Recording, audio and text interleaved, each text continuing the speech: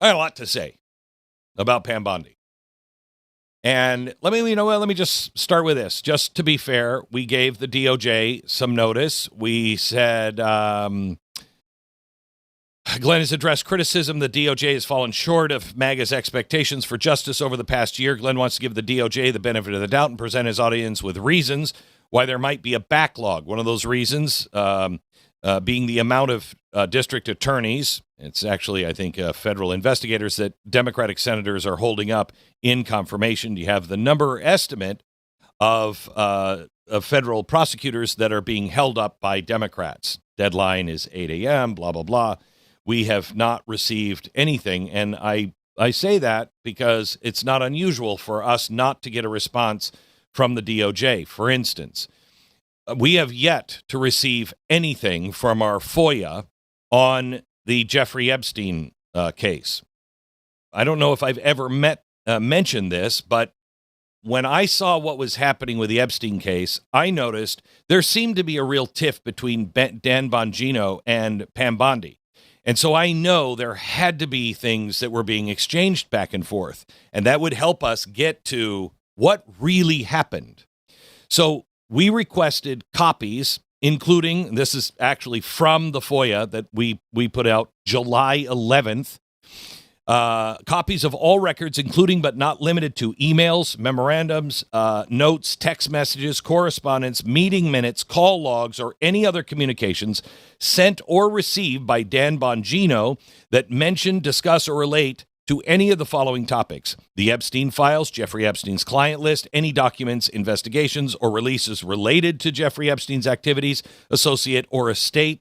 Pam Bondi, the Attorney General, DOJ, Kash Patel. This includes communication where these topics are discussed in combination.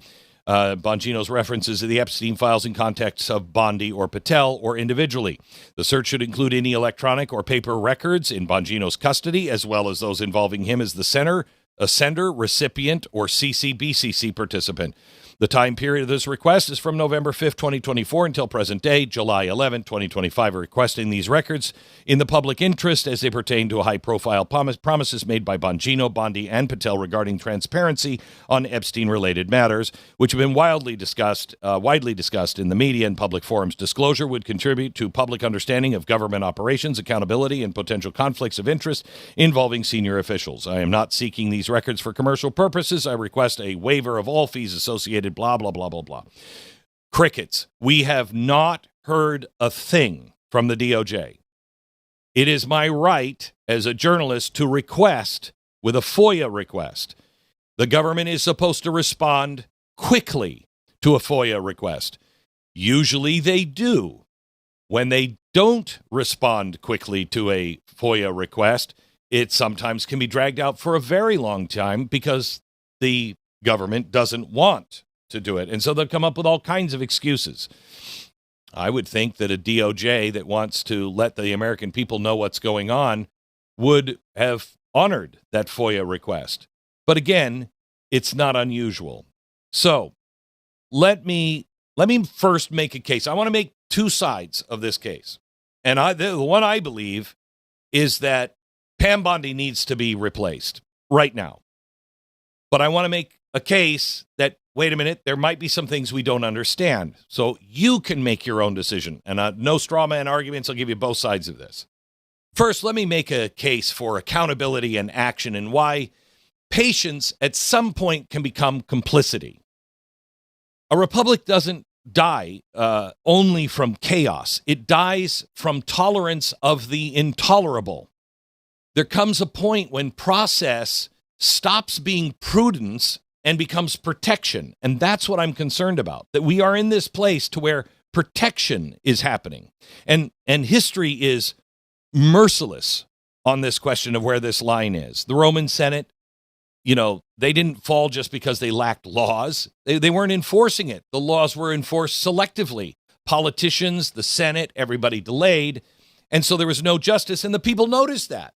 And that's when people stopped believing in the republic. So faith collapses before an empire or a country does.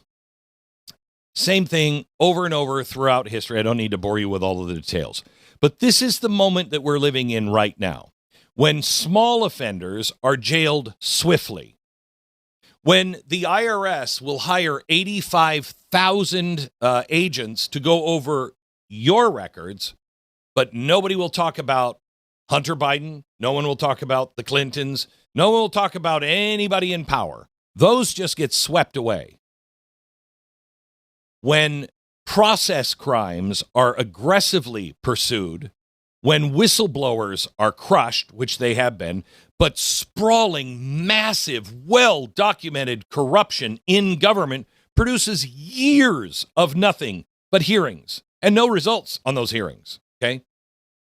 When that happens, the public starts to say, you know what, I'm going to draw a conclusion here. And it's not irrational to do it. It's not hysterical to do it. But people see this pattern and go, the whole system is rigged.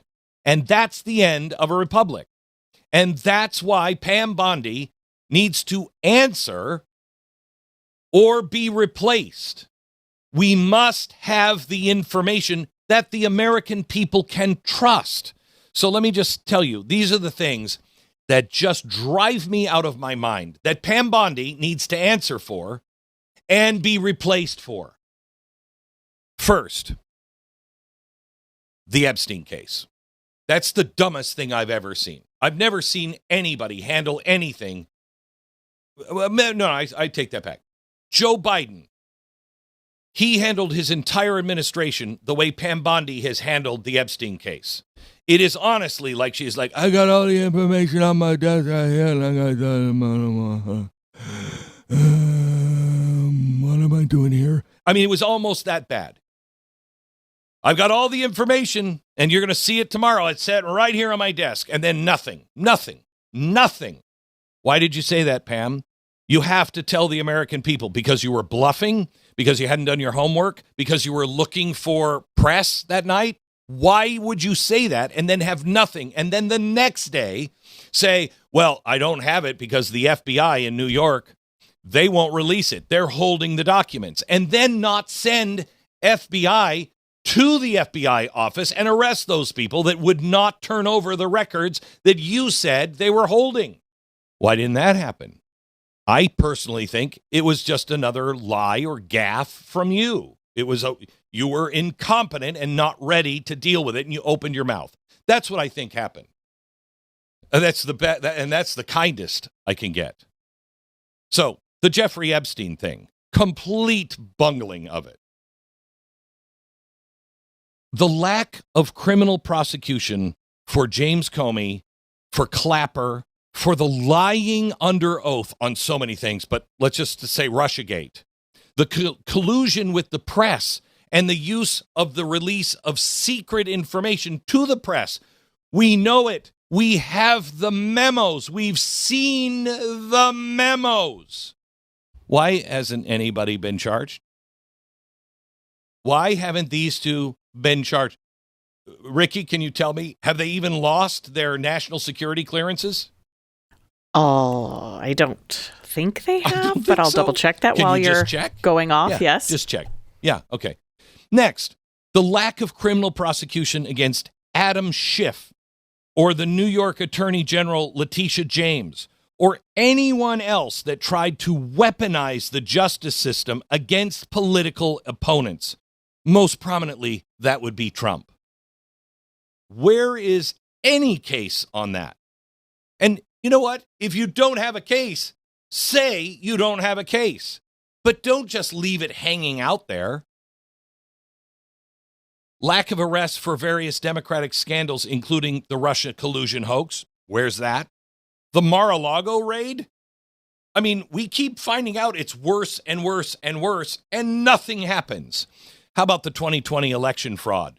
That scandal. At least the lack of investigations into and answers on whether there was fraud.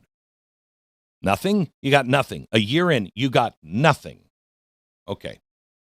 How about the lack of action regarding DOJ's fraud findings? A lot of fraud there. Who went to jail? Who are you even considering putting in jail? Do you know how much money has been stolen from the American people? And it appears our DOJ doesn't give a flying crap. You can't have a country run like this. You can't. And Pam, that's your responsibility. That's your responsibility.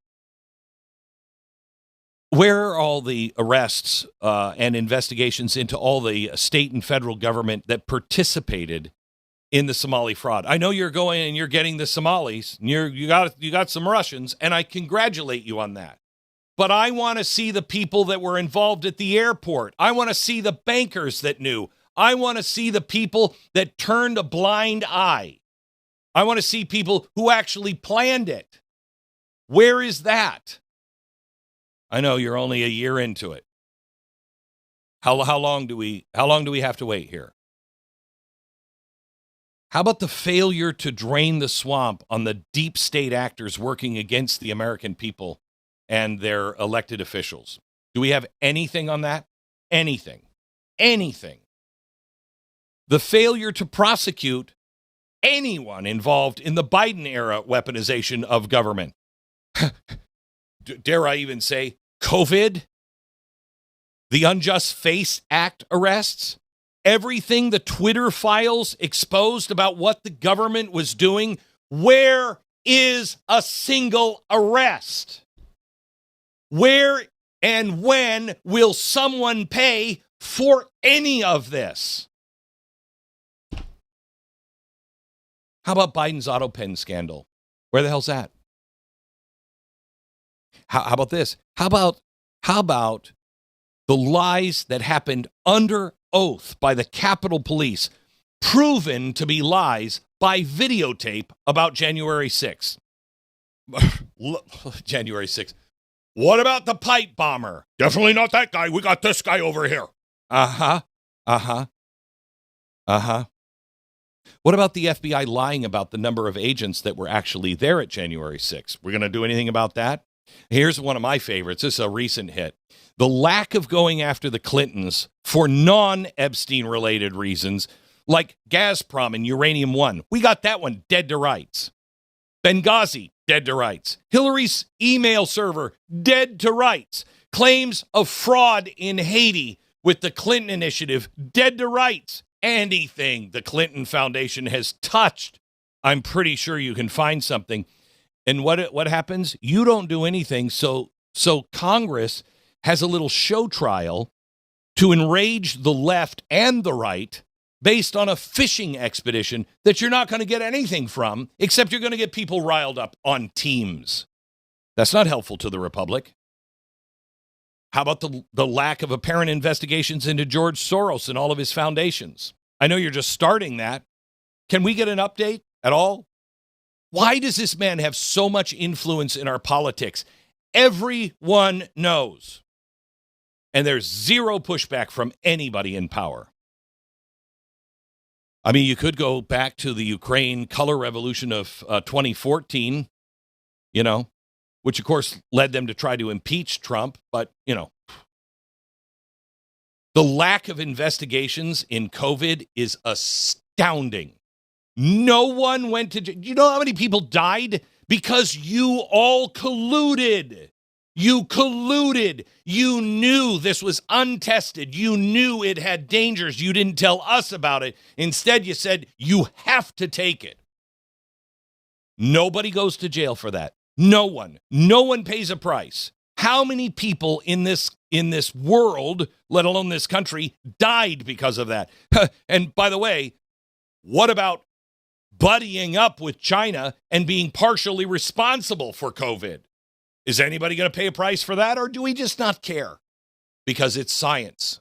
Thank you for thinking for yourself and being part of a movement, because that's really what all of this is. If you want the full story, you want to go deeper, go to blazetv.com/Glenn. Go there right now, sign up, no interruptions, just the truth, uncensored and unfiltered. Don't just watch, take a stand. And I'll see you over there in a minute.